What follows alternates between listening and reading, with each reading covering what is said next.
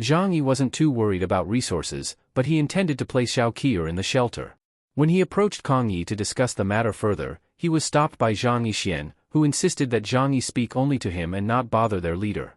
Zhang Yixian explained that their leader, Kang Yi, was fully devoted to his service to the gods. Understanding this, Zhang Yi revealed that he had brought along a talented doctor who was also his lover. Since she had no special abilities, Zhang Yi pleaded for her to stay with the children and young nuns at the temple to remain safe.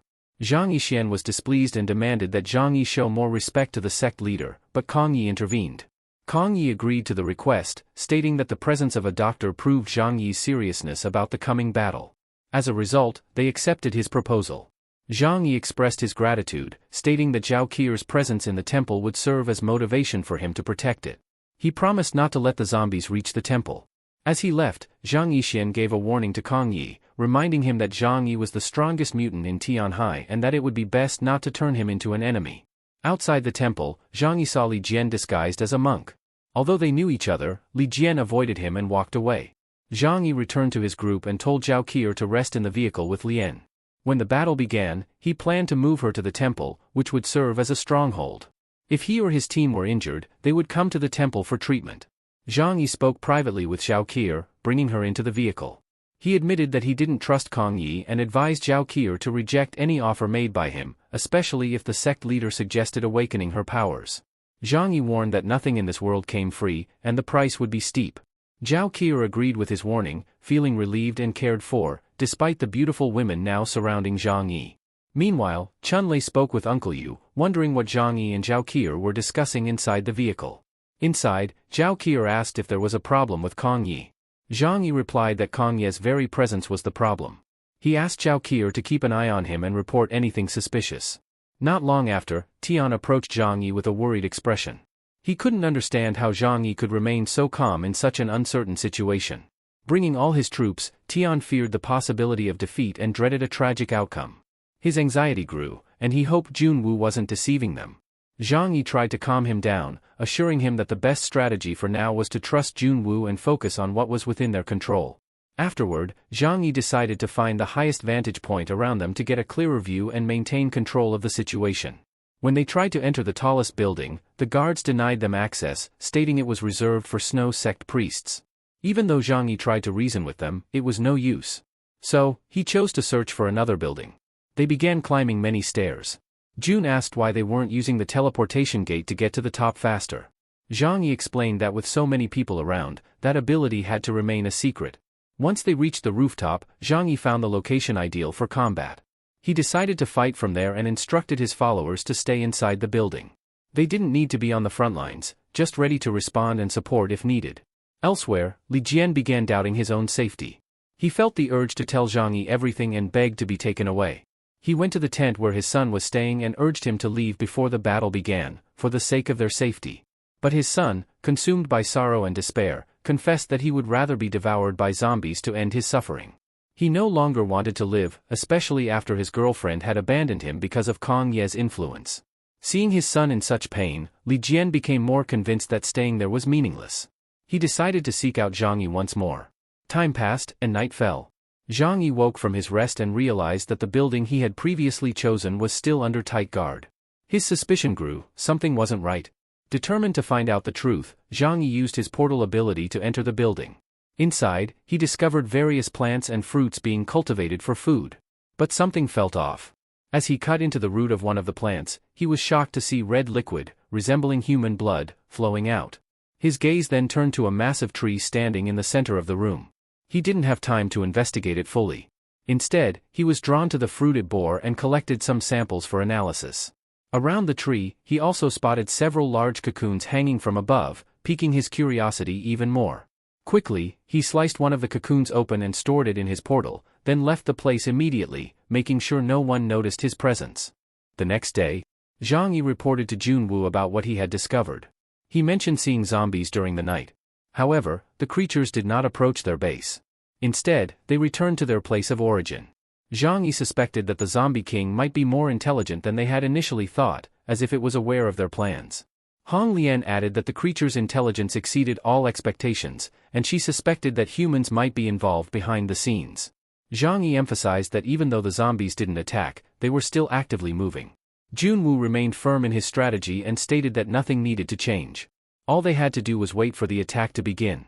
Some time later, Zhang Yi and Zhao Qier were inside the vehicle, analyzing the items they had brought. Although Zhao Qier suggested doing the analysis in a fully equipped laboratory, Zhang Yi insisted on examining the contents of the cocoon immediately. Zhao Qier eventually agreed to conduct a preliminary analysis using the tools they had. When one of the cocoons was opened, they discovered a completely dried-up body, as if all its nutrients had been drained. Zhang Yi quickly realized that the cocoon contained a human body used as a nutrient source for the tree that bore the red fruit. That building, it turned out, was home to a mutant plant that fed on human bodies in order to thrive. Lien added that they had seen members of the Snow sect eating those red fruits, which seemed to be their primary food source. The restricted access to the building clearly served to protect this living storage facility. Zhang Yi asked Zhao Qier to analyze the components of the fruit and leaves further, checking for any anomalies. Zhao Qier agreed to use more advanced equipment for a deeper analysis. Meanwhile, Junwoo's group had also managed to obtain samples of the tree's fruit and human remains. Xiaoyu confirmed that the body found was that of an ordinary human, completely drained of all nutrients. He also discovered that the red fruit contained hallucinogenic properties, likely used by Kang Yi to manipulate his followers. The fruit was also rich in sugar and other substances, making it a nutritious food source. Junwoo ordered his team to extract a portion of the tree's roots and attempt to cultivate it elsewhere for future purposes. Inside the building, Zhang Yixian counted the remaining cocoons hanging above. He noticed that some were missing.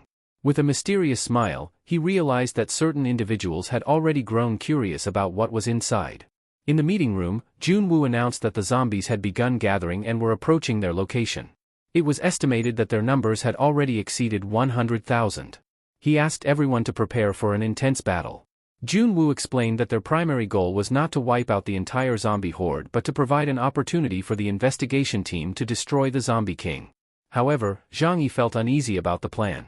He doubted that the number of zombies attacking was as small as Junwoo claimed. Hong Lian also expressed concern. She knew that if their defenses failed, they would be overwhelmed by a sea of the undead, putting countless lives in danger. Junwoo assured them that if the defense became too difficult, they could switch places with his team or with another group. Though she agreed, Hong Lian remained doubtful. After all, Junwoo's team only had 7 people, and facing the Zombie King underground would be reckless. With the situation becoming more urgent, Junwoo ordered everyone to take their positions. Zhang Yi, still uneasy, approached Junwoo and suggested asking for reinforcements from the southern region. But Junwoo refused. He explained that the threat in the city was still manageable, while the southern region was facing far more severe dangers. With only a limited investigation team available, sending reinforcements was impossible. Even if the situation here worsened, no help would come. Junwoo added that if things became too dangerous, Zhang Yi should consider leaving and heading for the Central Plains. Zhang Yi firmly responded that he had no intention of leaving Tianhai, the place he now called home. This city had given him a sense of belonging that he was unwilling to let go of. Junwoo reminded him that if he ever changed his mind, the southern region would always be open to him. They agreed to discuss it again after the battle. Not long after, the zombie horde began marching toward the Snow sect's base in the city. As they reached the defensive wall, the soldiers sounded the alarm, marking the beginning of the battle.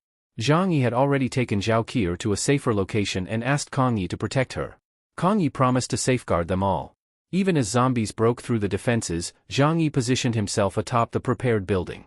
Although he possessed portal abilities, he chose to fight using long-range weapons.